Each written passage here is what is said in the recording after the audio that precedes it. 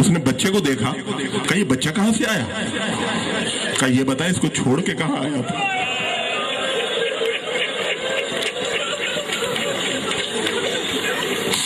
اسے چھوڑا کہاں تھا؟ یہ سارا مٹی میں ہو رہا۔ اس نے کہا یہ بات میں بتاؤں گا، پہلے بتا یہ آیا کہاں سے؟ کہا مجھے نہیں پتا، ایک سوار آیا تھا، اس نے یہ بچہ مجھے دیا اور کہا اپنے شوہر سے کہہ دیجو ہم جو چیز دے دیں وہ واپس نہیں لیا کرتے۔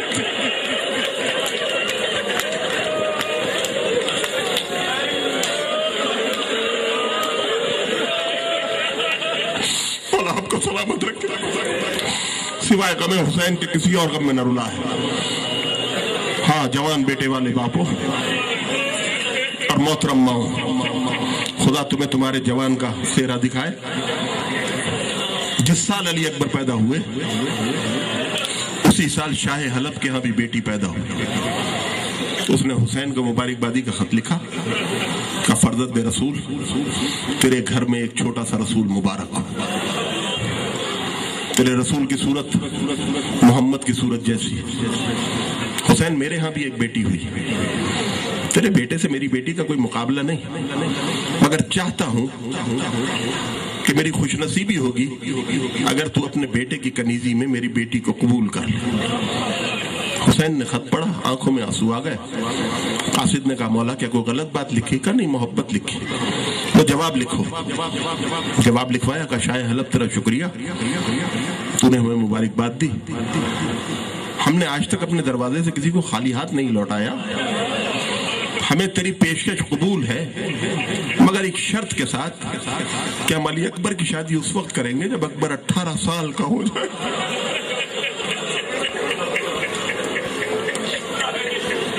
سلامت رہیے، خدا آپ کو آپ کے جوانوں کے چہرے دکھائے۔ قاصد خط لے کے پہنچا، شاہ حلب نے پڑھا، آنکھوں سے لگایا، قرآن کے نیچے رکھ دیا۔ اب روزانہ لیاقت بھائی قرآن پڑھتا تھا، خط کھول کے دیکھتا تھا، دن گنتا تھا۔ علی اکبر کے 18 سال کے ہونے میں اتنے دن رہ گئے، علی اکبر کے 18 سال کے ہونے میں اتنے دن ہو گئے۔ یا نوجوانوں، ایک دن جب اس نے خط نکالا تو علی اکبر 18 سال کے ہو گئے تھے۔ قاصد سے کہا دوڑ کے جا اور مدینے جا کے حسین کو اس کا وعدہ یاد دلا۔ قاصد آیا، تھوڑی دیر کے بعد واپس آ گیا، کہا کیا ہوا؟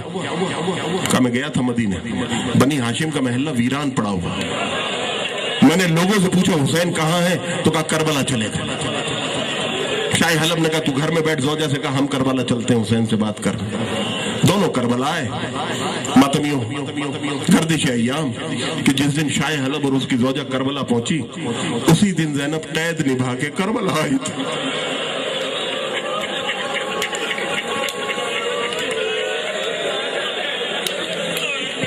سلامت رہیے، خدا رحمت نازل فرمائے بلند ہوتی ہونے والی آوازوں پر۔ اس نے چاروں طرف دیکھا، کچھ بے نام و نشان قبریں تھیں، کہ یہاں حسین کہاں ٹھہرے ہوں گے۔ یا ایک قبر پہ دیکھا ایک بی بی ہے جو بڑا تڑپ کے رو رہی۔ شاہ حلب نے اپنی زوجہ سے کہا جا کے اس سے پوچھ، اسے پتا ہوگا حسین کہاں ٹھہرے۔ وہ آئی آگے اس قبر کے پاس، جو بی بی رو رہی تھی اسے سلام کیا۔ جیسے ہی سلام کیا اس بی بی نے غور سے دیکھا۔ اس نے کہا بی بی غور سے کیا دیکھ رہی ہو؟ سننا غیرت مندو، کہا اتنا غور سے کیا دیکھ رہی ہو؟ کہا غور سے دیکھ رہی ہوں کافی عرصے کے بعد زینب کو کسی نے سلام کیا۔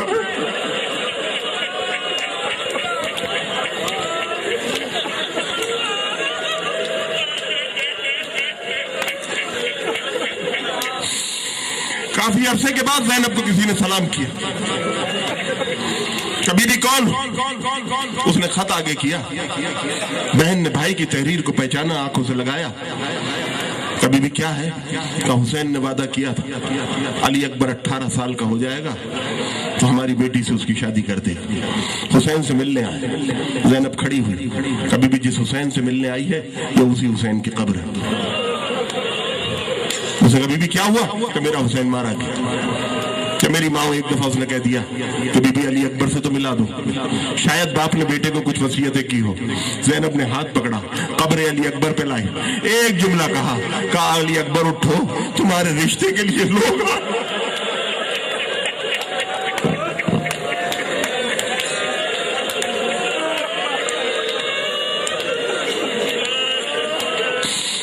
مولا آپ کو سلامت رکھے، سوائے غم حسین کے کسی اور غم میں نہ رلا۔ آؤ میں فروا کو پرسا دیں۔ 2.5 बरस के थे कासिम जब उम्मत ने हसन को जहर दे दिया।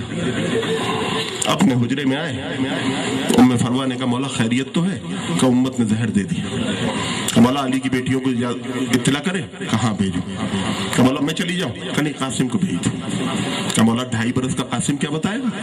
कैसे बताने की नौबत नहीं आएगी। कासिम को करीब बुलाया, अमामा उतारा, गिरेबान चाक किया, थोड़ी सी मिट्टी उठा के कासिम के सर पे डाली और कहा कासिम फूफी के सामने जाके खड़े हो जाना, मेरी मौलिमा बहन को बताने की जरूरत नहीं। जब कासिम जाने लगे तो एक मर्तबा हसन ने कहा कासिम तहज्जुद का वक्त है, हो सकता है फूफी सो रही हो, अभी तहज्जुद के लिए उठेगी तब चले जाना, फूफी को सोते से उठाना नहीं। औलाद वालों 2.5 बरस की उम्र होती क्या है। जब कासिम ज़ैनब के हुजरे के पास आए, हुजरे का दरवाजा बंद था, कासिम दरवाजे से टेक लगा के बैठ गए। 2.5 बरस के बच्चे को नींद आ गई। जब ज़ैनब तहज्जुद के लिए उठी और हुजरे का दरवाजा खोला, एक सर ज़ैनब के कदमों में आके गिरा, आवाज दी फिजा जल्दी से चिराग लाओ, ऐसा लगता है कोई यतीम रास्ता भूल गया।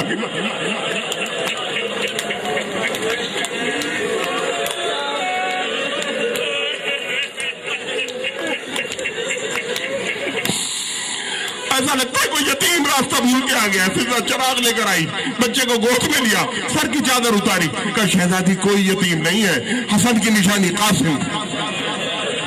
ज़ैनब दौड़ती हुई कासिम के हुजरे में आई। मेरे मौला का आखिरी वक्त, बहुत सी वसीयतें की। नौजवानों एक वसीयत सुनो। हुसैन से कहा हुसैन मेरा कासिम बहुत छोटा है। मैं ये तो नहीं कह रहा कि जब भी अली अकबर के लिए पोशाक सिलवाए तो मेरे कासिम की भी सिलवाइयो, लेकिन हुसैन एक वादा कर, जो पोशाक अली अकबर के छोटी हो जाए वो मेरे कासिम को पहना दीजिए।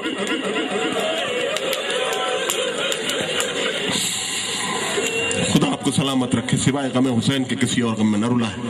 हाज़िरान मोहतरम आपने गिरिया किया, आइए ज़ियारतों को बरामद करवाएं। यहाँ का दस्तूर ये रहा कि जब मसाइब में ज़ियारतें आती हैं, उससे पहले कुछ छोटी छोटी बच्चियां हाथों में कूजे लेके आती हैं। ये एक बच्ची को पुरसा देने आती है जिसे शबे आशूर तक ये मालूम ही नहीं था कि यतीम किसे कहते। मेरी खिताबत न समझिएगा। जब आखिरी मर्तबा हुसैन शबे आशूर खैमे में आए, बीबियों से गुफ्तगू की, कहा ज़ैनब जरा सकीना को तो लाना। सकीना को सीने पे सुलाया। बातों बातों में कायनात के इमाम ने कहा सकीना कल से तुम अपनी माँ के पास सोना। कहा बाबा माँ के पास तो अली असगर सोते हैं। कहा नहीं, कल से अली असगर हमारे पास सोएंगे। बच्ची ने कहा बाबा आज आप ये बातें कैसी कर रहे हैं? क्या हुसैन ने कह दिया हाँ सकीना कल तुम यतीम हो जाओगे। जैसे ही हुसैन ने कहा कल तुम यतीम हो जाओगी, बच्ची ने गर्दन उठाई। कहा बाबा यतीम किसे कहते हैं? हुसैन ने कहा सकीना कल असर के बाद मालूम हो जाएगा। सुनेंगे साहिब मसाइबुल अखियार के जुमले। शाम गरीबा जब पहला तमाचा सकीना के रुखसार पे पड़ा, मक्तल की तरफ रुख किया। कहा बाबा के यतीम इसी को कहते हैं।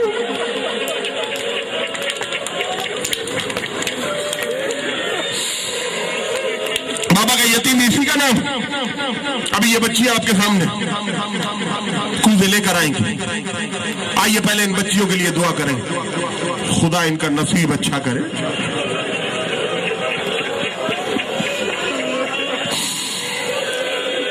खुदा इन बच्चियों को इस नन्ही सी उम्र में यतीम न करे। खुदा आपको सलामत रखे, सिवाय गम हुसैन के किसी और गम में न रुलाए। ये बच्चियां कूजा लेके आपके सामने आई, आप गिरिया कर रहे हैं। सलाम कीजिए सैयद सज्जाद को कि सकीना सामने प्यासी भी थी मगर रोने की इजाजत भी नहीं।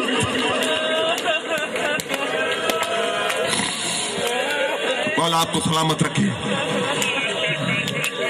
एक रिवायत सुन लीजिए ताकि ये मंजर आपकी समझ में आ जाए।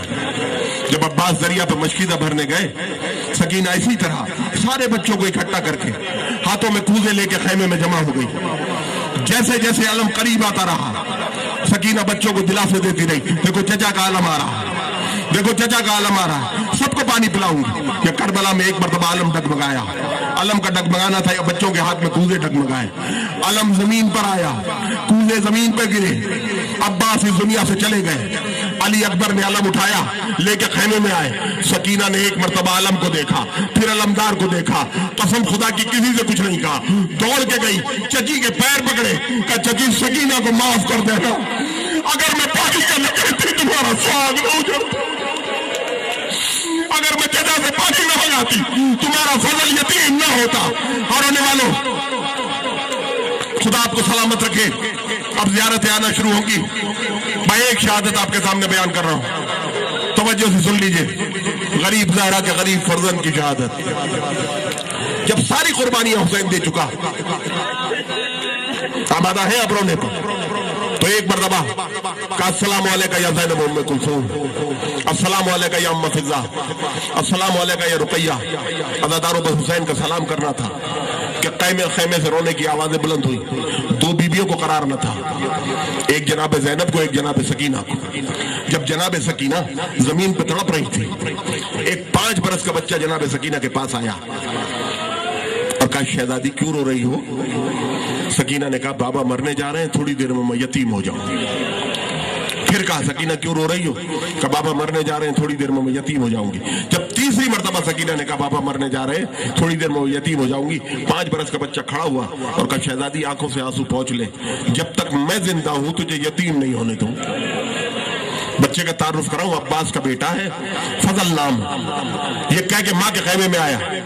کہا ماں سکینہ کیوں رو رہی؟ کہا مولا مرنے جا رہے ہیں۔ 5 برس کا بچہ، کہا ماں مولا تو ہمارے لشکر کے سردار ہیں، کبھی سردار بھی مرنے جاتے ہیں؟ کہا ہاں بیٹا، جس لشکر کا علمدار مارا جائے اس لشکر کا سردار بھی مرنے جاتے ہیں۔ کہا ماں ہمارا علمدار مارا گیا؟ کہا بیٹا تیرا باپ علمدار تھا، کربلا میں شہید ہو گیا۔ 5 برس کے بچے نے کہا ماں اگر ابھی کوئی نیا علمدار آ جائے پھر تو مولا نہیں جائیں گے؟ کہ بیٹا ابھی علمدار کہاں سے آئے گا؟ 5 برس کا بچہ اٹھا، عباس کے خیمے میں آیا، ایک ٹوٹا ہوا نیزہ لیا، ایک کپڑا اس کے سرے پہ باندھا، دوڑتا ہوا حسین کے پاس آیا، عجیب جملہ کہا کہ مولا تیرے لشکر کا نیا علمدار آ گیا۔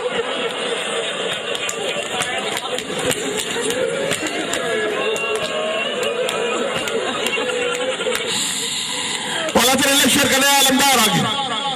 کہا بیٹا کون ہوگا؟ مولا غلام زادہ ہوں، عباس کا بیٹا، سکینہ سے وعدہ کر کے آیا ہوں جب تک میں زندہ ہوں تجھے یتیم نہ ہونے دو۔ میری گفتگو تمام، زہرا کا لال میدان میں آ گیا۔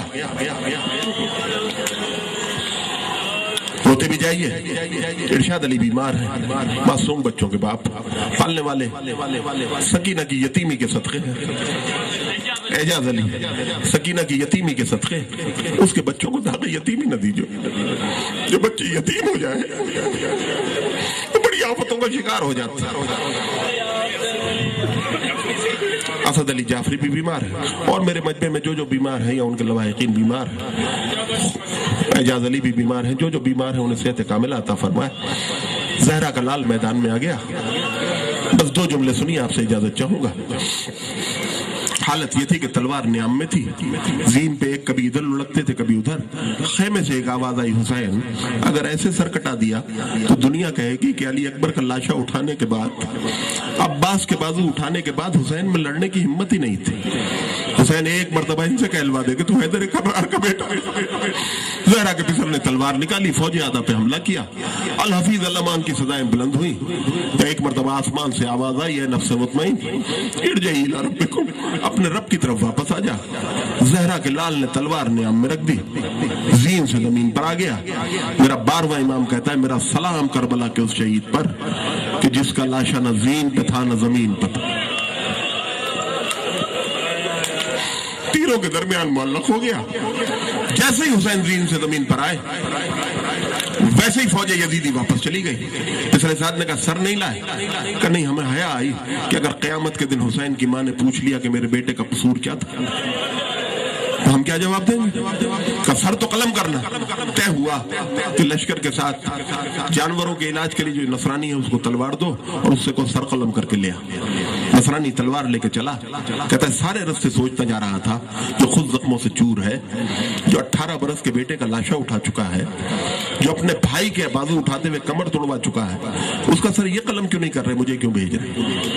کہا یہ سوچتا ہوا میں اس غریب کے سرانے پہنچا، میں نے اس کو مخاطب کیا، میں نے کہا اے غریب تجھے اس کڑیل جوان بیٹے کا واسطہ جس کے لاشے پہ آتے ہوئے تیری آنکھیں چلی گئی تھیں، رات میں نے ایک خواب دیکھا ہے، مجھے اس کی تعبیر بتا دے۔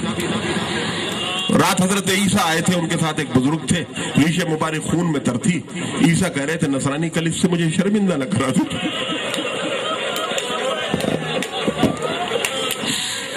ख्वाब की ताबीर बता दे। नसरानी कहता उसने कोई तवज्जो न दी। फिर मैंने कहा मजलूम, तुझे उस कड़ियल जवान भाई का वास्ता जिसके बाजू उठाते हुए तेरी कमर टूट गई थी, मुझे मेरे ख्वाब की ताबीर बता दे। नसरानी कहता फिर उसने कोई तवज्जो न दी। फिर मैंने कहा गरीब, तुझे उस 6 महीने के बच्चे का वास्ता जिसकी तूने अपनी तलवार से लाहत बनाई, मुझे मेरे ख्वाब की ताबीर बता दे। नसरानी कहता उसने मेरी तरफ नहीं देखा। मैं सोच रहा था क्या करूं, सर कलम करूं या वापस चले जाऊं, तो मेरी नजर सामने दर खैमा पे पड़ी। मैंने कहा मजलूम, तुझे उस मस्तूर का वास्ता जो दर खैमा पे खड़ी, मुझे मेरे ख्वाब की ताबीर बता दे। नसरानी कहता मैंने इतना कहा था कि उसने अपनी कोहनियों पे जोर दिया, गर्दन उठाई और कहा नसरानी वो मेरे नाना मोहम्मद मुस्तफा, मैं उनका नवासा हुसैन हूँ। नसरानी कहता मैंने तलवार उठाई, हमला किया लाखों का लश्कर में अकेला। जब गिरने लगा मैंने फिर मुखातिब किया, मैंने कहा हुसैन कितना गरीब हो गया, सुबह से जो भी गिरता था तू मदद को पहुंचता, आज मैं ज़मीन से जमीन पर आ रहा हूँ, तू मेरी मदद को भी नहीं आ सकता। कहा उसने फिर गर्दन उठाई और कहा नसरानी घबरा मत, देख जन्नतुल बकी से मेरी माँ आ रही, देख नजफ से मेरा बाबा, खुदा आपको सलामत रखे। नसरानी शहीद हो गया। मेरे नौजवानों, अब लश्कर यजीद से 3 आदमी निकले ज़हरा के लाल को उसका पुरसा देने के लिए। एक ने जुल्फे पकड़ी, माथे पे तीर मारा, एक ने हुसैन की पुश्त पे गुर्ज मारा। अब सुनोगे, तीसरे के पास कुछ भी नहीं था, उसने इतनी शिद्दत के साथ हुसैन के रुखसार से बदतमीजी की,